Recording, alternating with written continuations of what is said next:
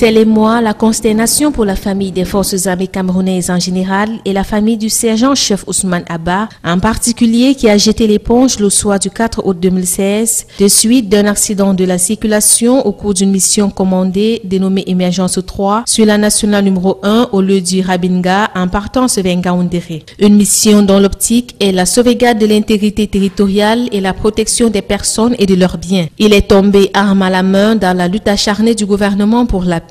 L'ambiance du 23 septembre 2016 dans la cour du camp du Jardin était particulière. La lassitude se lisait sur le visage de tous. Le 32e bataillon d'infanterie motorisée a perdu un être cher. Le représentant du gouverneur Fidel Tegny, par un geste d'inclinaison devant le corps du sous-officier, a démontré que le gouvernement de la République compatissait à cette douloureuse perte dont le vide ne pourrait être comblé. C'était un monsieur, comme vous venez de souligner son commandant de bataillon tout à l'heure, d'un calme imperturbable, d'une patience qui ne disait pas de ce monde.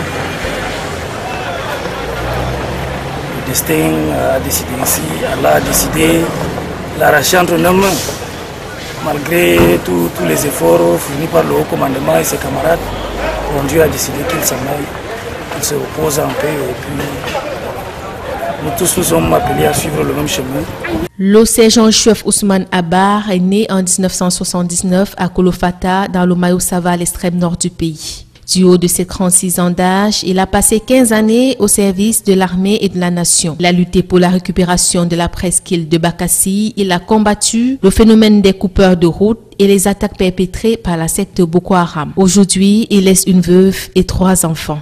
La famille m'a chaleureusement chargé de remercier le chef de l'État et le ministre de la Défense qui ont vraiment pensé à rehausser la mémoire du défunt par la présente cérémonie et puis le geste symbolique qu'ils ont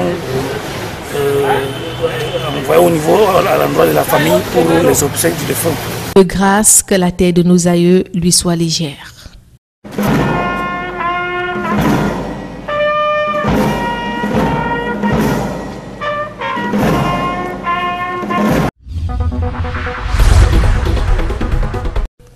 La journée mondiale du tourisme se célèbre le 27 septembre 2016 sous le thème « Tourisme pour tous, promouvoir l'accessibilité universelle », ce qui implique l'accès de monsieur tout le monde à un tourisme décent. Malheureusement, l'énorme potentiel touristique dont jouit le Cameroun est peu développé à cause des difficultés considérables liées à la dégradation des structures d'accueil et le manque de plans directeurs ou de planification. Aussi faut-il dire que le thème de cette édition met au premier plan les responsabilités des pouvoirs étatiques dans la promotion du tourisme et son accès véritable à toutes les couches sociales. En effet, le tourisme est un secteur industriel à forte valeur ajoutée et son impact dans l'économie est conséquent.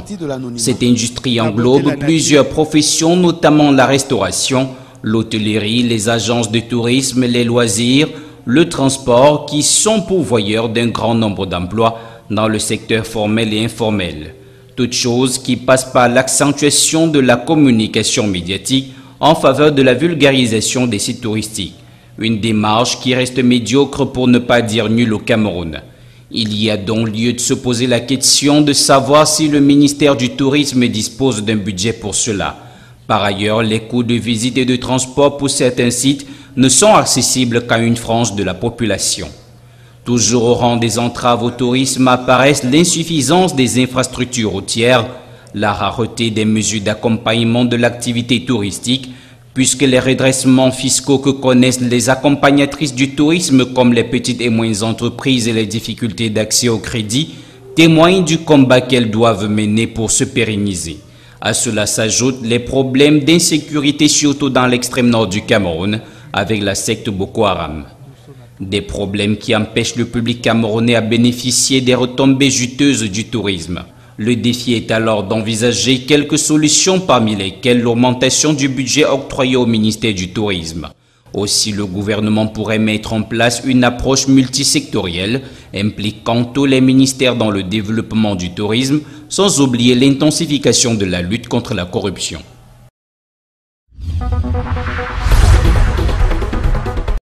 Cela fait 3 ans déjà que le projet PAPA œuvre à l'amélioration de la productivité agricole à travers ses différentes composantes. Dans son volet appui au développement de la filière laitière, le programme a mis à la disposition des éleveurs 4 mini-laiteries dans les 3 régions septentrionales du pays, à savoir une dans la région du Nord, une à l'extrême nord et 2 dans la Damawa, principal bassin de production de lait du pays. Ces mini-unités de production laitière vont permettre de produire du lait transformé sous forme du lait pasteurisé, du yaourt, du beurre, du fromage, sous plusieurs gammes. Tout ceci pour une production laitière de 100 à 2500 litres de lait par jour dans un premier temps. Il y a des produits qui seront valorisés par rapport à la consommation locale. Vous le savez bien ici, le mot Kindirmou, ça dit quelque chose. Le Pendidam, c'est très connu. Alors, le travail qui sera mené au niveau de la mini-laiterie avec l'appui de l'INSAI et de l'UIT de Ngaoundéré serait de standardiser ces produits-là de telle sorte qu'on ait à valoriser nous aussi nos produits hors de nos frontières. 220 millions de francs CFA, c'est la somme qui a permis de mettre cette unité en place. C'est dans cette optique que l'État du Cameroun et son partenaire, l'Union européenne, que le numéro 1 de la région de la Damawa, Kildadi Boukar, a fait une descente ce jour à la mini-laiterie de Ngaoundéré. Question d'apprécier la mise en place de cette structure qui va sans doute apporter un changement dans la chaîne de production laitière au Cameroun. Nous avons visité cette usine. Elle est de pointe parce que vous avez vu les machines qui sont là. Elles sont adaptées et nous pouvons être sûrs que dès lors que la matière première sera là, les populations auront donc assez de lait et d'autres produits dérivés.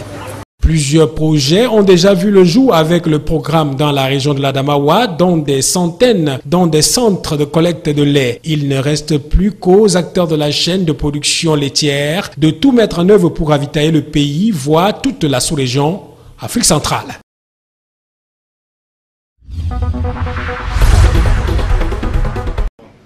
Tous les 20 minutes, on a 3 mi-temps. Sur la définition de cette discipline sportive jusqu'ici peu connue du mouvement sportif camerounais. Le floorball, c'est un sport scandinave, dérivé du hockey sur glace. C'est un sport collectif où 2 équipes s'affrontent. Chacune équipe comportant 5 joueurs de champ et puis un gardien. C'est donc un sport qui nécessite une bonne dose de connaissance de ses règles tant chez les journalistes que chez les pratiquants. La conférence de presse de ce jeudi 23 septembre à Douala avait pour but de mettre à la disposition des hommes et femmes de médias toutes les informations indispensables à la connaissance d'une discipline en pleine promotion au Cameroun, par exemple au niveau de sa pratique. Ça se pratique avec des balles, des crosses, sur des espaces libres, planchers, ciment et eau, dans un gymnase. Nous avons des rings autour du gymnase. Le floorball se joue sans hors-jeu. On le joue même derrière les goals. Le séminaire de formation des formateurs du floorball, organisé pendant 3 jours, aura pour simple but former des cadres de la discipline. Premièrement, pour nous affilier auprès des autorités nationales et ensuite pour la continuité de la pratique de cette discipline, parce qu'on a besoin des coachs pour enseigner les règles de cette discipline et on a aussi besoin des arbitres pour diriger les compétitions. Pour constituer une équipe de floorball, il vous faut 6 joueurs dont 5 de champ et un keeper ou encore gardien de but. Le temps alloué pour une rencontre est de 60 minutes, soit 20 fois 3 ponctué d'une pause de 5 minutes.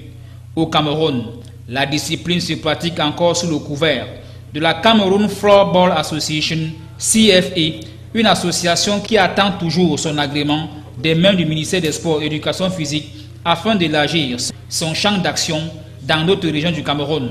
Rappelons que sur le plan mondial, l'International Floorball Federation compte 62 pays membres, dont 6 en Afrique, pour plus de 6 millions de pratiquants. Au Cameroun, ils sont 392 floorballers répartis dans la région du littoral, sud-ouest et nord-ouest. Il faut déjà commencer.